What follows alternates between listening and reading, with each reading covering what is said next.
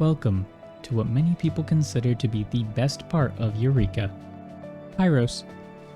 While it may seem similar to the previous zone at first glance, what with the frozen climate and sleepy dragons and such, you'll soon come to realize that things start to heat up quickly the further you trek into the zone.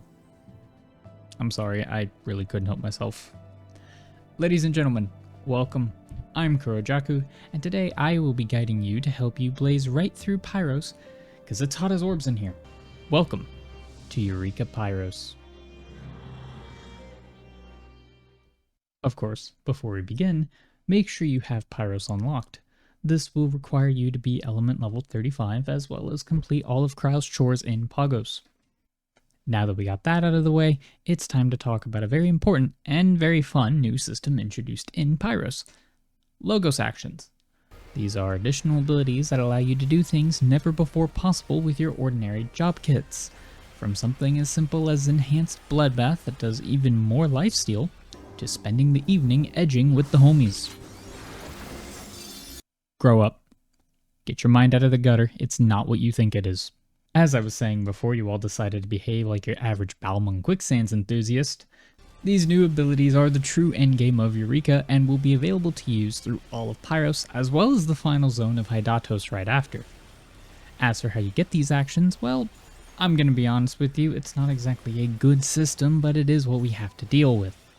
Step 1 is to acquire some Logograms. More on that in a moment. Then you'll need to take them to our new friend Drake, who will be available after you complete the entry quest for Pyros, and he will be able to appraise them. They are essentially loot boxes, with a random chance to get one of the possible drops from any particular Logogram. These items do not go in your inventory, and instead will be stored on the nearby Logos Manipulator, your hub for turning this random bits and bobs into the actual abilities themselves. By putting specific combinations into the Astral Array, you'll see 2 arrays on the footage, but don't worry, the level 38 quest very soon unlocks the second slot, allowing you to carry 2 active Logos actions at a time, and it works exactly the same.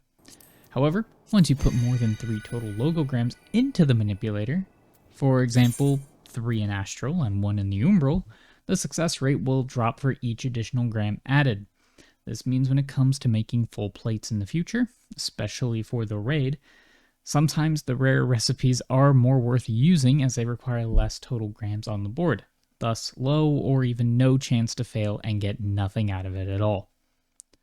Once crafted, you'll see your newly crafted plate on your Logos action menu. Yours will only have 3 slots. The other 3 can be obtained in Hydatos, and I'll elaborate more on that when the time comes. That aside, simply click the plate you want to pop and bam. You can now use these actions in combat. Keep in mind, if you leave the zone, you will lose whatever equipped active Logos actions you have. The ones on your menu plates are safe, however, which is why mine look kinda full for no reason right now. With 56 different actions to choose from and collect, and you should try to collect them all as it is required for both the Relic and the special new GLAM, I'll go into some recommendations soon, but first let me explain how and where to get the Logograms of your own. First, there is always the market board, and I do highly recommend buying yourself a little starter pack of grams to get going, considering it can be kind of hard to farm them for yourself, especially when you have no Logos actions to work with.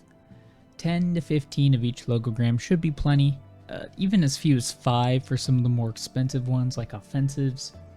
Protectives, I believe, are also on that expensive side. Avoid obscures though. You really won't need these. These tend to help you make more complicated actions that are really useful for the raid, but not going to help you in the leveling process. Pyros is kind of designed assuming you have Logos actions, and not having them will make things a tad more difficult, especially as a solo player. Don't worry, we do have ways to make our gil back very shortly, so it is all worth it in the end. One such method also happens to be a source for Logograms itself. While grams come from many sources, fates, sprites, mob drops, etc. I'll try to put some sort of graphic on the screen showing where they each come from, I'm sure. But one of these you'll notice are bunny coffers, which means it's finally time to explain those special bunny fates that I brought up in the Pogos video. And what exactly are bunny fates? Well, they have nothing to do with Vieira women, unfortunately. Very disappointing, I know. Nor do they involve the Loporits, though that's probably for the best considering how things are going on the moon at the moment. It's a labor camp up there, I'm telling you. Instead, they are actual adorable little bunny fellas who happen to be getting bullied by whatever nearby happens to be hungry at the time. It is up to you to save them, and in return, you will be gifted a lucky carrot. It's really just that simple. Oak Crescent players are seething right now. If you know, you know. Anyways, you'll find this item in your quest items tab, whatever it's technically called, I don't actually know. And every time you use it, you'll get a message pointing you in the general direction of the secret treasure box. It's pretty simple from here. Keep following the carrot and be sure not to let your bunny friend die until you find the chest. Now for the bad news. The loot that drops from bunny chests can be quite valuable and a decent, if not somewhat random, way to make solid gil if you got a mount or something. Is what I would have said a month ago. Ever since Occult Crescent released, the value of these items have completely plummeted due to them being so plentiful in Occult Crescent. Because why make new items for the new field op when you can just ruin the loot from the old ones, just devaluing the need to do that? I'm going to stop before I rant about that. That's for another video. There is a silver lining, however. It is possible the bunnygrams will go up in value with less people actually doing bunny fates. Who really knows? All that aside, you do get raw gil from the coffers, and they can easily make up the gil you spent on Logograms. And since they respawn about every 10 minutes or so, it is a decent, chill little spot to get gil, should you happen to be in an empty instance.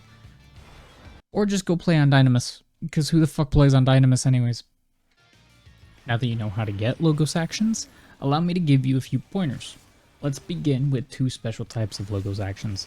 The first being Spirit of Remembered, a special buff that gives you a 70% chance to auto-revive and increases your max HP and accuracy. Okay, so I kind of forgot to mention this at the start.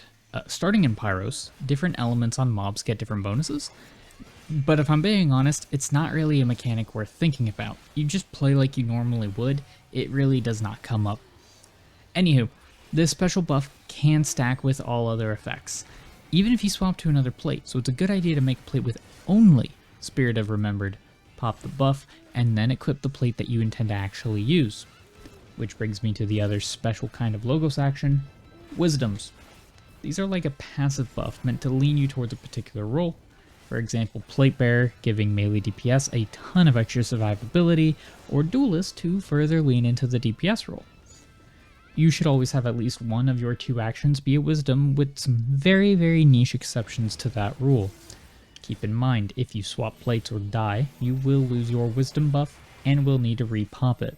Same goes for Spirit of Remembered, but it's up to you if it's worth making a whole fresh plate just to reapply Spirit.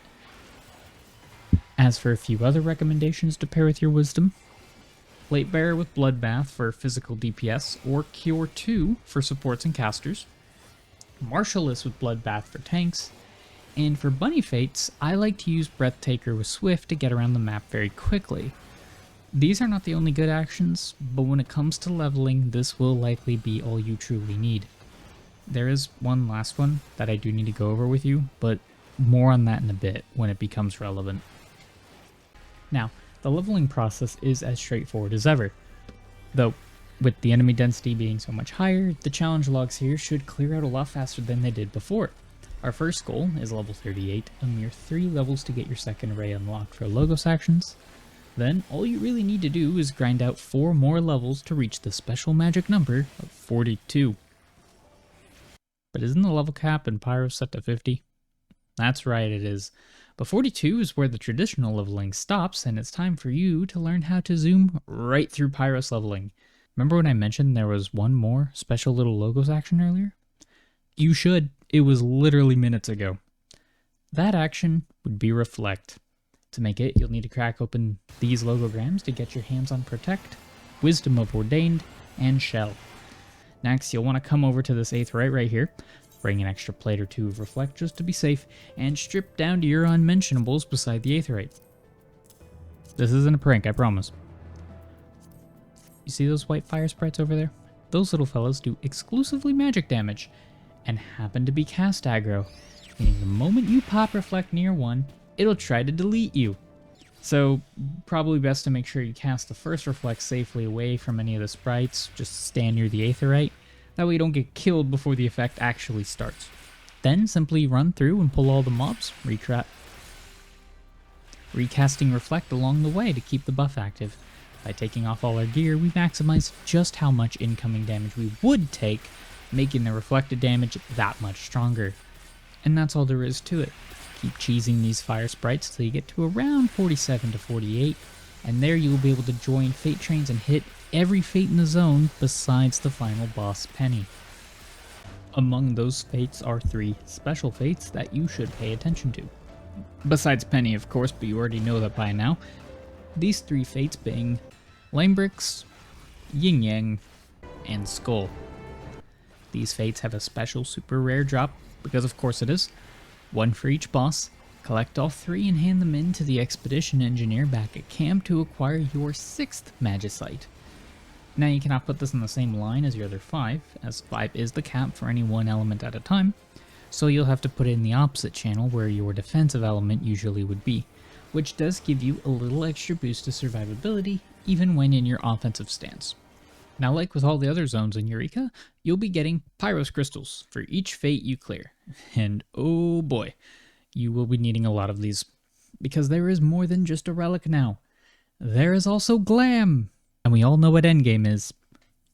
Elemental Armor is a special upgradable set of gear specific to the Eureka zones. Now this initial base set won't have any special bonuses, but it is required to upgrade into the later +1 sets, which add a fun little glow to the gear that looks rad as fuck. And more importantly, the +2 sets, which give an elemental stat boost for each piece. I will go more into this in the Hidatos guide, but for now, just know you will need to pick this up for later. Before I even mention the crystal costs, keep in mind you will need to have 30 unique Logos actions discovered to finish the weapon, and 50 Logos actions plus a completed Pyros relic to unlock the armor. Thankfully, our helpful Eureka tracker tool has a page that can give you all the action recipes, and I'll be sure to put that in the description as usual. Now, if you just want the gear for the GLAM, it'll cost you 200 Pyros crystals for a full set. Another 200 for an extra set to upgrade if you want both versions for your GLAM dresser. And should you want to min-max down the line, you can skip the chest piece, because Kieran's and Vermilion Cloak are still best in slot, meaning you'll need 160 crystals for a physical class or 120 for casters, since the cloak also takes up your head slot. And if you want both sets of GLAM and a maxed out +2 set for your favorite class, you are looking at 560 crystals total, 520 for casters, and we haven't even gotten to the relic weapons yet, so you may be in here for a while. As for the relics themselves, it's just like every other zone really. Lots and lots of Pyros crystals. 650 to be exact, along with penny flames, 5 per relic, meaning 2 boss clears or perhaps some help from the birdwatcher, though with how much you'll be farming here, chances are you'll see at least 2 pennies long before you get enough for all your GLAM plus the relic. For quick maths, if you're crazy like me and you want all the GLAM and a maxed out relic and a spare set to min-max with later, you're going to need a total of 1,210 crystals, or 1,170 if you're a caster. You lucky bastards, you get off lazy. There's also technically a light grind unlocked after you complete all the Pyros relic steps, but it is entirely optional. It works the same as in Pagos, but instead of needing these protein crystals to make a relic, you use them to roll for secondary stats on your weapon. These are very tiny boosts, and honestly, not anything to fuss over. You can always come back to this later if you really want to perfect the maxed out Hidatos relic, but for now, it's not really. Just turn in your light when you are about to overcap. And there you have it. All that's left is to finish Kryle's chores and get all the GLAM you want, as well as your relic, of course. And then you are all set to move on to the final zone of Eureka. 10 short levels and 1 final zone is all that stands between you and the best mount in the game.